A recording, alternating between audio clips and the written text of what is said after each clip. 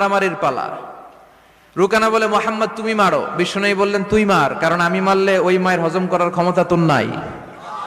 বিশ্বনবীর এক হাতে জান্নাতি 40 জনের শক্তি ঢুকায় দিছে কে?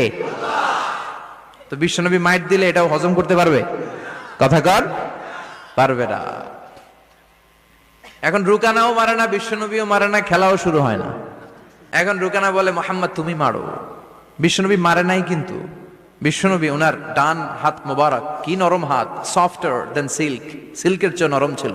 এই হাতটা দিয়ে বিশ্বনবী রুকানার ডান কাঁধে এভাবে টাচ করলেন। মারে নাই, খালি বলছে, রুকানা এত লাফাস কেন? টাচ করার সাথে সাথে রুকানা বেহুশ হয়ে জমিনে পড়ে যায়। সবাই তো অবাক, ঘটনা কি? ঘটনা কি? কি মিরাকেল, কি অলৌকিকত্ব! পানি ঢেলে রুকানারে হুঁশ ফিরানো হয়েছে। সবাই বলে, রুকানা তুই তো অনেক বড় পালোয়ান, আব্দুল্লাহর বেটা মোহাম্মদ ঘুষিও দিল না, লাথিও মারলো না, বেহুশ হইলি কেন?